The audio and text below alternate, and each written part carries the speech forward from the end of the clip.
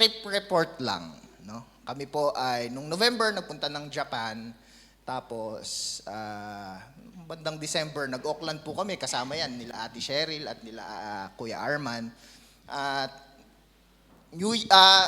Christmas Day kami po ay nag-LA, no? At para maranasan po yung bagyo doon. Maulan po nung mga time na kami nagpunta doon. At maganda din naman yung aming na-experience. Alam nyo mga kapatid, no, may mga realization kapag nagta-travel. No? Kapag nagta-travel ka, meron kang mga bagay na marirealize. Nung time na kami ay nasa San Francisco, habang tinitignan ko po yung Golden Gate Bridge at mapalad na nakapag-drive doon sa Golden Gate Bridge. No? At naisip ko no, na nung ako'y nasa Pilipinas, sa Pote Bridge lang ang nakikita ko, no? O kaya yung bridge doon sa Nagtahan, no? Kasi nag-aral ako sa PUP, yung bridge ng Nagtahan, no? O kaya yung bridge sa Magallanes. Alam niyo yung bridge sa Magallanes, yung EDSA na yun no? Tapos Magallanes sa baba. Yun lang yung mga bridge na nakikita ko, no? Sa Pampanga, yung mahabang bridge sa NLEX, di ba? Nung nasa Pilipinas po ako mga kapatid, yun ngang San Juanico Bridge hindi ko nakita. No? Yung pinakasikat na tulay sa Pilipinas. Habang tinitignan ko po mga kapatid, yung Golden Gate Bridge sa San Francisco, wala kang ibang gagawin kundi magpuri sa Diyos. Bakit? Kasi ang layo na ng pinagdalan sa iyo ng Panginoon. At ang sinabi ko nung ang problema kasi noon, yung misis ko picture ng picture eh. Hindi ako magkaroon ng moment na talagang i-admire yung lugar at alam niyo yun, na nakasalamin lang ako pero lumuluha na ako noon eh. Pero siya kasi, picture muna, picture. Kaya sinasabihan ko siya na, soak it in. Sinasabi ko, soak it in. No? Namnamin nyo yung lugar. No? Although maganda naman na meron ka mga picture doon, pero yung pagpapala ng Panginoon at kapahintulutan ng Panginoon na ikaw ay makarating doon sa lugar na yon ay isang pagpapala. Isang pagpapala yung bagay na yun. Kaya mga kapatid, no, mag-travel kayo. Mag-travel kayo. Hindi naman ang sinasabi ko po, mag-travel kayo. Hindi naman kailangan pumunta kayo doon eh. No? Alimbawa, no, mga kapatid, yung mga taga Pampanga dito, dati ang nakikita nyo lang bundok, yung Arayat lang. Pero ngayon nakikita nyo na yung bundok dito sa Arthur's Pass. O kaya yung Mount Hat, nakikita nyo na yung mga bundok sa Queenstown pag nagpunta kayo doon. Hindi ba blessing ng Panginoon na tayo bilang mga tao ay nakikita yung mga ganung bagay? No? Halimbawa, yung nakikita nyo lang dati, yung Pampanga River na laging binabaha, yung mga bayan-bayan. No? Pero ngayon, ang nakikita nyo na, Lake Tikapu. Di ba? Lake Hawea sa Queenstown. No?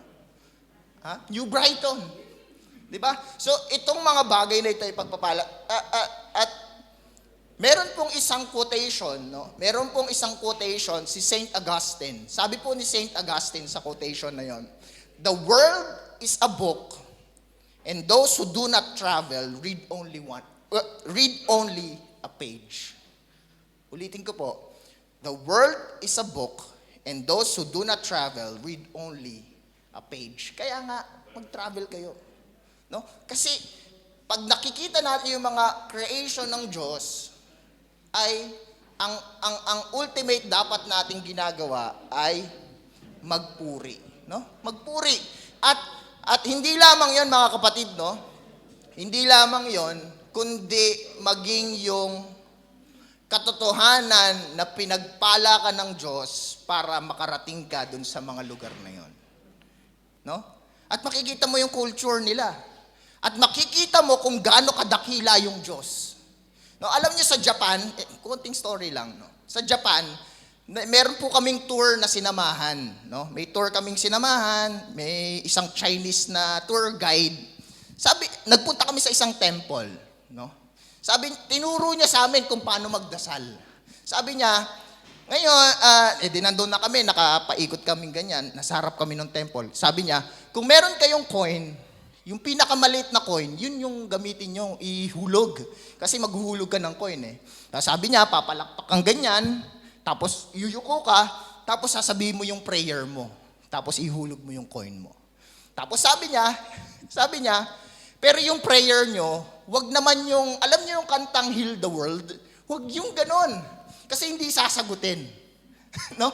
Kasi ang laki masyado nun eh. Heal the world eh. No? Wag ganun yung pagpe-pray nyo. Kung magdadasal kayo doon, sabi niya, yung maliliit na bagay lang. Halimbawa, yung makauwi tayo ng ligtas mamaya. Yung maliliit na bagay lang yung ipanalangin nyo doon sa templo na yon. So, anong ibig sabihin nun? Ibig sabihin, yung Diyos ng mga Hapon doon sa lugar na yon ay masyadong maliit. No? Tsaka kailangan ka pang magbigay para pakinggan yung prayer mo na makauwi ka ng ligtas. Di ba? At tayong mga Kristiyano, minsan hindi nga natin ipinagpe-pray na makauwi tayo ng ligtas, pero ligtas tayo. No? At yung mga pinapanalangin natin, sa Biblia makikita natin, ang pinapanalangin nitong mga mananampalataya na ito ay huminto yung araw. At humihinto ang araw. Magkaroon ng ulan at umulan nga. No? Bumubuhay ng mga patay. Yung mga lumpoy nakakalakad. Ito yung Diyos na ating pinaglilingkuran. Kumpara dun sa Diyos ng mga kultura na ating makikita sa ating mga pupuntahan. No? So, travel po kayo mga kapatid. No? At magandang makita ang mundo na nilikha ng ating Panginoon. Okay ba yon? Ha? Okay sa mga kababayan. So, yun mga kapatid, mag-travel po kayo. At para makita natin ang mundo na nilikha ng ating Panginoon. At mga kababaihan, hinay-hinay lang din po sa picture-picture. No?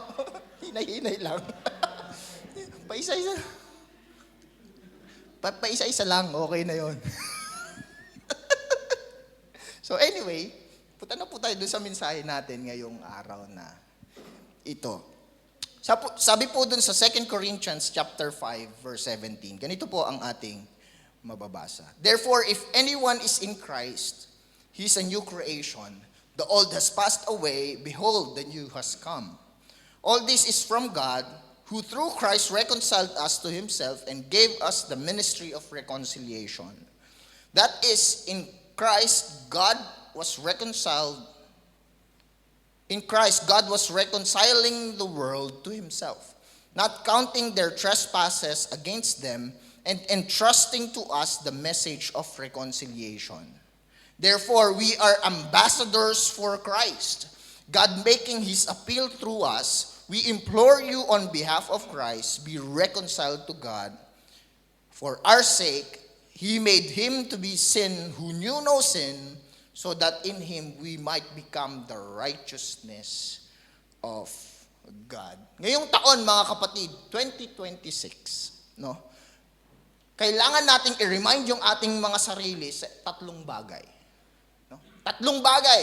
Ang i-remind natin sa sarili natin ngayong 2026. Una, we are a new creation. Tayo ay bagong nilalang. Nakipag-isa tayo kay Kristo at dahil dun sa pakikipag-isa natin kay Kristo, tayo'y bago o tayo'y bagong nilalang. Wala na yung dating tayo, ang lahat ay bago na.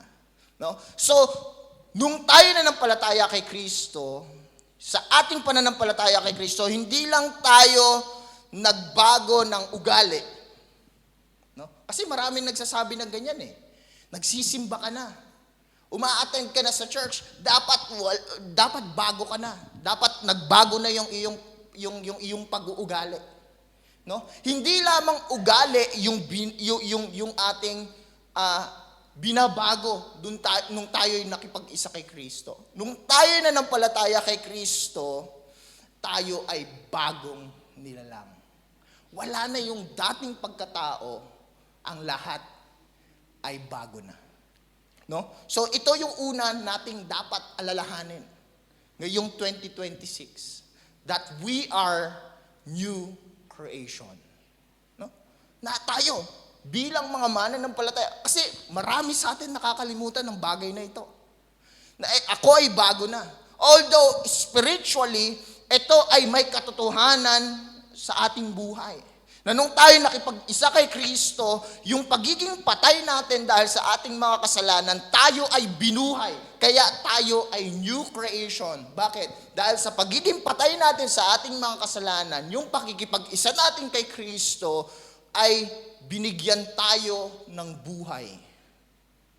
Kaya nga, nung tayo ay nagkaroon ng bagong buhay na ito, na nagmumula sa Diyos, no? Nung tayo nagkaroon ng buhay na ito, nagkaroon tayong kakayahan na pumili, na piliin yung Diyos, na piliin na sumunod sa Kanya, na piliin na sumamba sa Kanya, na nung dati ay wala yun. No? Hindi natin iniisip yung sumunod sa Diyos bago tayo nakipag-isa sa Kanya. Pero ngayon, dahil meron tayong pakikipag-isa kay Kristo, may kakayanan tayong sumunod sa Diyos. Dahil ito yung Kanyang ibinigay sa atin nung tayo ay nanampalataya. Ang dati wala na, ang lahat ay bago na nung tayo'y nakipag-isa kay Kristo. Pero hindi naman ibig sabihin nito na hindi ka na magkakasala, na hindi ka na magkakamali, na hindi ka na magko-commit ng mistake. Bakit? Dahil hanggang ngayon ay nandito pa tayo sa laman, nandito pa tayo sa mundong ito, kaya tayo bilang mga tao, kahit tayo Kristiyano na, ay nagkakasala pa rin tayo. No? Nagkakasala pa rin tayo. At darating yung panahon na nung tayo niligtas ni Kristo, niligtas niya tayo doon sa puot ng Diyos, na hindi na natin mararanasan yung puot ng Diyos. At darating yung panahon na kapag tayo'y nakasama na ni Kristo, ililigtas niya tayo sa paggawa ng kasalanan. Kasi kapag tayo'y nasa langit na, hindi ka makakagawa ng kasalanan doon. Perfection na yung maa-attain natin once na tayo ay nandun na kapiling ni Kristo. Unang kailangan nating i-remind sa ating mga sarili, mga kapatid, we are new creation. No? Pangalawa, we are reconciled with God. No? We are reconciled with God. Sabi doon sa verse 18, All this is from God, who through Christ reconciled us to Himself and gave us the ministry of reconciliation. That is, in Christ, God was reconciling the world to Himself, not counting their trespasses against them, and entrusting to us the message of reconciliation. Anong ibig sabihin nito, mga kapatid? No? Na yung kailangan nating ipaalala sa ating sarili na we are reconciled with God. Bakit importante yung reconciliation natin sa Diyos? Nung time na si Adan at si Eva ay nagkasala doon sa Garden of Eden, nagkaroon ng paghihiwalay. Nahiwalay ang Diyos at ang tao dahil sa ating kasalanan. Bakit nahiwalay dahil sa kasalanan? Dahil ang Diyos ay banal, no? Ang Diyos ay perfect. At nung pumasok ang kasalanan sa tao, tayo'y nahiwalay sa Diyos at tayo'y namatay spiritually bilang tao. At dahil doon, kinailangan ng Diyos na ipadala si Kristo dito sa lupa para siya yung tumubos sa ating mga kasalanan para maging posible yung reconciliation natin sa Diyos. Para maging posible na tayo'y ma-reconcile sa Diyos. Ibig sabihin ng reconcile, ano yung ibig sabihin ng reconcile? Ibig sabihin, dating magkaaway, ngayon ay magkaibigan na. No? Yung prayer kanina ni Kuya Joji, no? Na dati tayong mga kaaway, ngayon tayo'y mga kaibigan na ng Diyos. Bakit kailangan nating ipaalala sa ating mga sarili ngayong taon na tayo'y reconciled na sa Diyos? Dahil ang gawa ng kaaway ay patuloy na ipaalala sa atin yung ating nakaraan. Yun ang primary na ginagawa ng kaaway sa atin. Kaya nga kapag tayo nagkakasala, anong nangyayari? No? Laging ipinapaalala sa atin na hindi na tayo makakalapit sa Diyos kasi meron tayong kasalanang nagawa. No? Pinapaalala sa atin ng kaaway yun. Na ikaw, palapit-lapit ka pa sa Diyos, pray-pray ka pa dito sa harapan, palapit-lapit ka pa, kagagawa mo lang ng kasalanan. Pero sinasabi dito ng verse, sabi ni Pablo, sabi dito, not counting their trespasses against them. Nung na-reconcile tayo sa Diyos, hindi na binibilang ng Diyos yung kasalanan na nagawa natin. Although tayo bilang mga tao, o bilang mga Kristiyano, tayo dapat magpakabanal kasi tayo'y bago na. No? Hindi na tayo dapat namumuhay sa kasalanan. Pero kung tayo man ay nakakagawa ng pagkakasala, paalala natin sa ating mga sarili na tayo reconciled sa Diyos, merong kapatawaran sa ating mga kasalanan, at kailangan sa araw-araw ng ating mga buhay, tayo'y tumatalikod sa mga kasalanang ito na ating nagagawa. Kasi reconciled na tayo sa Diyos. Reconciled na tayo sa Diyos. Ibig sabihin, nakipag-isa na tayo sa Diyos. Hindi na tayo ituturing na kaaway, tayo ituturing ng kaibigan. Pero doon sa reconciliation na yon na sinasabi ni Apostol Pablo, sabi doon, and entrusting to us the message of reconciliation. Tayo, reconciled na tayo bilang mga mananampalataya. Reconciled na tayo sa Diyos. Pinag-isa na tayo kay Kristo. At tayo'y kaibigan na, hindi na tayo kaaway. Ngayon, meron tayong mensahe na dapat nating ibigay sa mundo. Ano yun? Na itong mga makasalanang ito, sila rin naman ay makipag-reconcile sa Diyos. Tayo yung may dala ng message na yon. Tayo yung gagamitin ng Diyos para i-spread itong reconciliation message na ito sa mundo. No? At tayo yon bilang mga mananampalataya. Sabi doon, reconciliation begins entirely with God. Humanity does not climb back to Him. God comes to us through Christ. Ibig sabihin, hindi tayo yung nagpumilit na umabot sa Diyos, kundi yung Diyos sa pamamagitan ni Kristo ang bumaba para tayo'y abutin. No? Para tayo'y abutin, para makipag-reconcile sa atin ang Diyos. The heart of this reconciliation is God does not count our trespasses against us. Pero justice is not ignored. It is addressed in Christ. No? May hustisya pa rin. Akala natin, wag nating iisipin bilang mga mananampalataya, binayaran na ng Diyos yung trespasses ko. Na ito na yung aking lisensya para magkasala. No? Wag nating iisipin yung bagay na yun. Bakit? Kagaya ng mga naunang verse na pinag-aralan natin, tayo ay bago ng nilalang.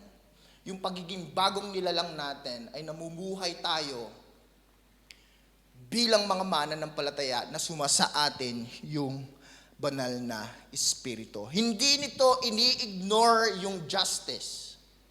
No? Na sinasabi na, hindi, binayaran na yung kasalanan nyo, kahit anong gawin nyo na, pwede na. Hindi ito yung itinuturo ni Apostol Pablo. Ang itinuturo ni Apostol Pablo ay ganito, na sa ating pakikipag-isa kay Kristo, tayo'y bagong nilalang, totoo na binayaran na yung ating mga kasalanan at nabayaran na yung magiging mga kasalanan natin. Pero bilang mga mananampalataya, tayo'y hindi na namumuhay sa kasalanan. Maaaring tayo'y nagkakasala. Maaari. Pero hindi tayo nagpapatuloy sa pagkakasala. Dahil tayo ay binabago ng Diyos. Binabago tayo sa pamagitan ng banal na espiritong namumuhay sa ating sa atin. At bilang mga mananampalataya, yung message ng reconciliation ay dapat natin itong ipamalita sa mundo. At yung pangatlong reminder natin sa ating mga sarili ay we are ambassadors of Christ. We are ambassadors of Christ. Sabi doon, sa verse 20, sabi doon, therefore we are ambassadors for Christ. God making His appeal through us, we implore you on behalf of Christ, be reconciled to God. Ang sabi doon, therefore we are ambassadors of Christ. God making His appeal through us. God making His appeal through us. So, ibig sabihin, tayo bilang ambassador, tayo yung ginagamit ng Diyos para ang mundo ay ma-reconcile sa Kanya. Ano pong ibig sabihin ng ambassador? Representative, no? Meron pong, kung napag-aralan niyo po yung international law, merong, yung mga ambassador ay ina-afford sila ng karapatan doon sa bansa kung nasan sila. No? Halimbawa, may ambassador to New Zealand, ang Pilipinas. Ano? Philippine ambassador to New Zealand. Nandun po siya sa Wellington. No? At siya yung representative ng Pilipinas dito sa New Zealand. Ngayon, kung meron kailangang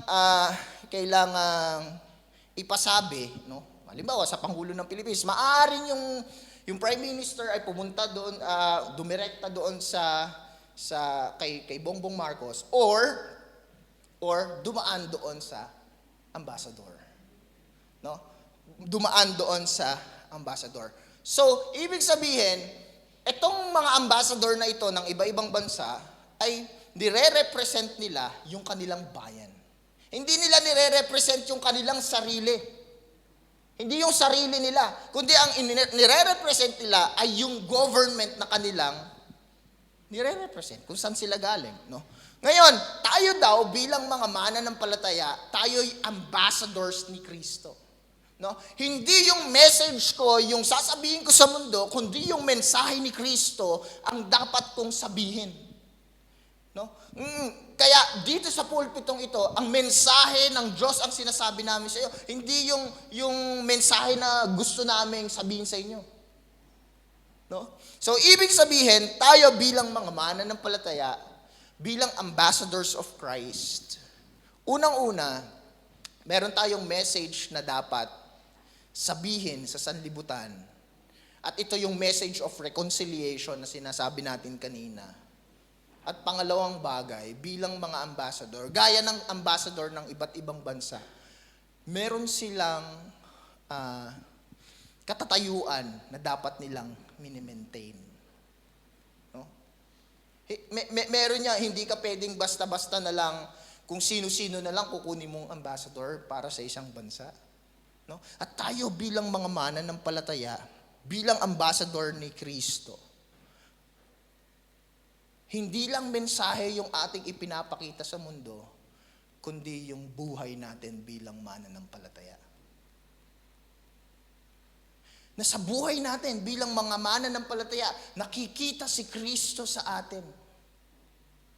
Nakikita si Kristo sa atin, hindi lamang doon sa ating sinasabi sa mundo, kundi doon sa ating ipinapakita sa mundo.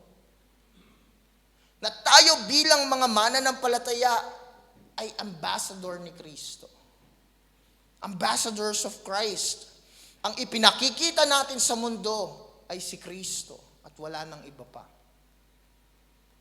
At ang sabi doon, God making His appeal through us, we implore you on behalf of Christ, be reconciled to God. Ito yung message na ating sasabihin sa mundo. Be reconciled to God. At alam niyo mga kapatid, no, bilang mga mananampalataya, maraming testimony na kagaya nito na may mga mananampalataya na maaring hindi nila kayang i-share yung gospel sa ibang tao. Pero sa kanilang pamumuhay, nakikita si Kristo sa kanila at nagiging curious yung mga tao sa paligid. No? Lalo na sa settings ng isang pamilya. Kasi minsan yung isang pamilya, nag-start sa isang, maaring yung babae o yung lalaki, yung unang nagiging Kristiyano. Bago yung iba. No? At maaaring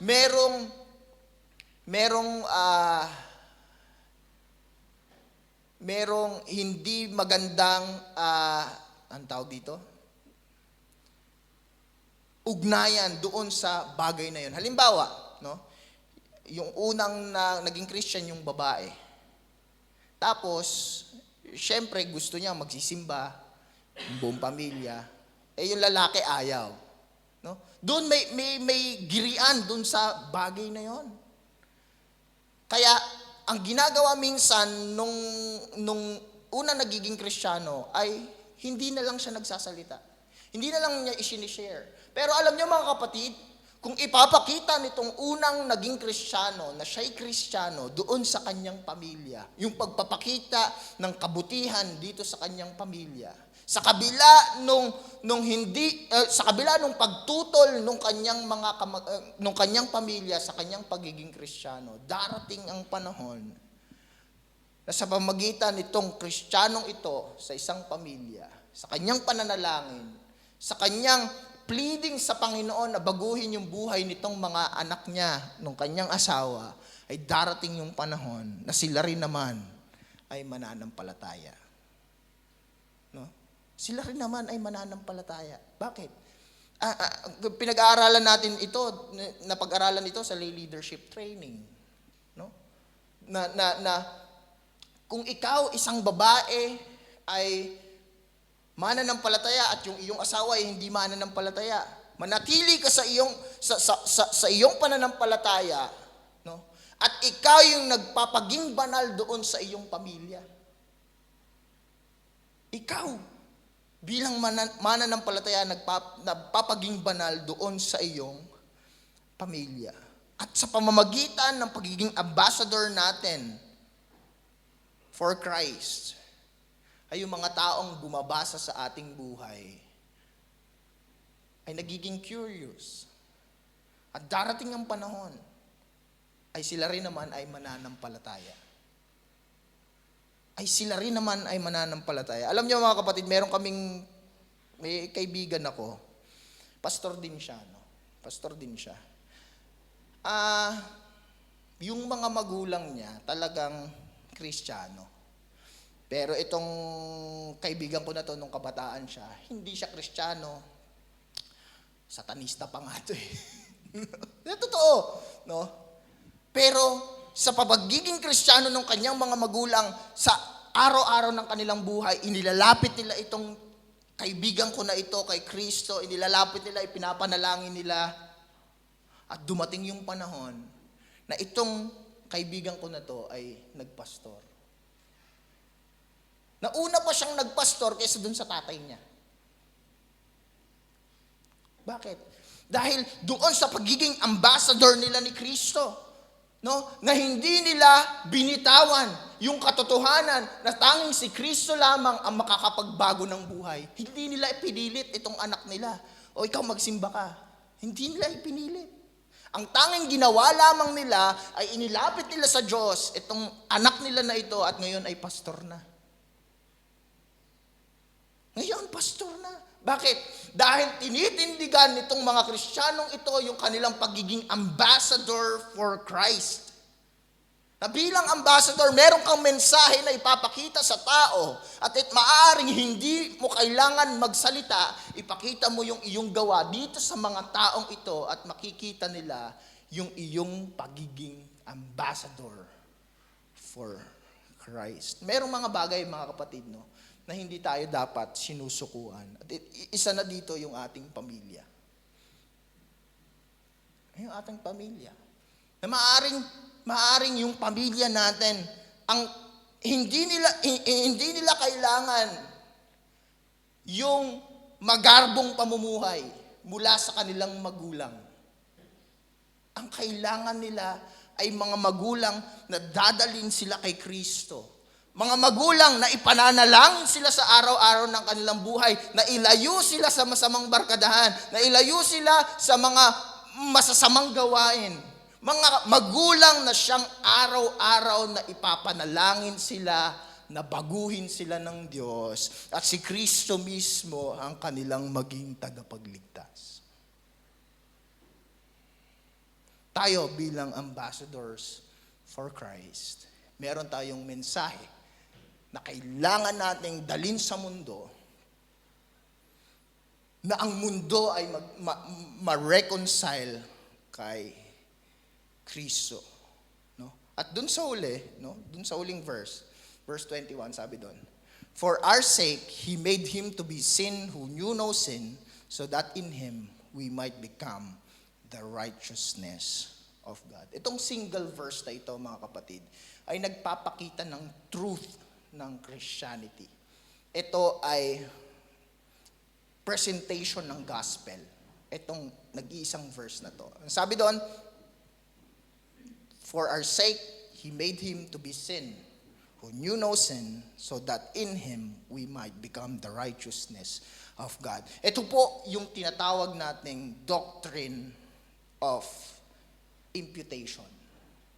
No? Pag sinabi nating doctrine of imputation, itong doktrina ito ay nagtuturo na yung kasalanan ko, yung kasalanang aking ginawa, ay inimpute kay Kristo, ibinihis kay Kristo. At in return, yung righteousness ni Jesus Christ ay ibinihis naman sa akin bilang mananampalataya. So, ibig sabihin, sabi dito, "For our sake, He made Him to be sin who knew no sin." Si Kristo na walang kasalanan, ibinihis sa Kanya yung kasalanan ng mga mananampalataya para Siya yung mamatay sa krus at magbayad ng ating mga kasalanan. Si Kristo na perpekto, na siyang, alam niyo yung Diyos napakabait sa atin bilang mga tao, no? Sa kabila ng ating pagtanggi sa Kanya, sa kabila ng ating sa kabila ng ating hindi pagsunod sa Diyos, pinlano ng Diyos na ipadala ang Kanyang anak para sa pamamagitan nito ay mabayaran yung penalty ng aking mga kasalanan. At ito yung mensahe na ating dadalhin sa mundo. Na wala tayong ibang magagawa para mag-gain yung reconciliation sa Diyos maliban sa pananampalataya kay Kristo. Hindi natin ito mag-gain sa paggawa ng mabuti. Hindi natin mag-gain ito sa pagsisimba linggo-linggo. Hindi natin ito mag-gain sa ating pagdadasal sa araw-araw. Yung kaligtasan ay makakamit lamang natin sa pananampalataya natin kay Kristo at wala nang iba pa. At yung pananampalataya na yon ay kalakip ito doon sa plano ng Diyos sa ating buhay. Na sa simula pa lamang ay pinlano niya na kung paano niya ililigtas ang mundo sa kasalanan nito. At yung kaligtasan na yon na inu-offer ng Diyos sa atin ay magkakaloob sa atin ng mga bagay na ito. Nung tayo'y nanampalataya kay Kristo, tayo'y bagong nilalang, tayo ay na-reconciled sa Diyos, at tayo'y mga ambassadors o representative ni Kristo. Tayo pong lahat ay tumayo.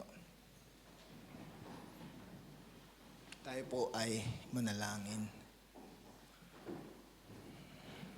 Panginoon, maraming salamat po sa pagkakataong ito na ibinigay niyo sa amin upang kami bilang mga mananampalataya ay muling makinig ng iyong mga salita. Panginoon, patuloy niyo pong ipaalala sa amin ang mga katotohanan ito. Na kami bagong nilalang, na kami kaibigan at hindi kaaway. At kami, Panginoon, ay mga representative, ambassadors for Christ. At tulungan niyo po kami magpakabanal sa pamamagitan ng tulong ng banal na Espiritu. Makita ng mundo, Panginoon, na kami sa iyo. Makita ng mundo, Panginoon, na kami tumitindig sa mga katotohanan na iyong iniaaral sa amin. Makita ng mundo, Panginoon, na kami bilang mga Kristiyano ay may message na sasabihin sa mundo. At ito ay ma-reconcile ang mundo sa iyo. Panginoon, tulungan mo po kaming maisagawa ang mga ministeryong ito na iyong iniatang sa amin na bilang mga mananampalataya. Na ang bawat isa sa amin, Panginoon, ay may responsibilidad na kailangang gawin para sa iyong kaharian. Hindi lamang ang mga pastor o mga leaders ng church ang gagawa nito, kundi ang bawat isa sa amin na siyang iyong iniligtas. Na siyang iyong pinagkalooban, Panginoon, ng karapatan na maging anak mo. Panginoon, tulungan niyo po kami na sa magulong sanlibutang ito ay magningning ang iyong ilaw sa amin. Nang sa gayon, kami bilang mga mananampalataya ay maging asin at ilaw din naman ng sanlibutang ito. At humayo kami, Panginoon, sa sanlibutang ito na taglay ang iyong mensahe. Na taglay-taglay, Panginoon, ang katotohanan na nagmumula sa iyo. Tulungan mo po kami, Panginoon. Dahil wala po kaming magagawa kung kami ay hiwalay sa iyo. Ito po, Panginoon, ang aming panalangin sa pangalan ni Jesus. Amen.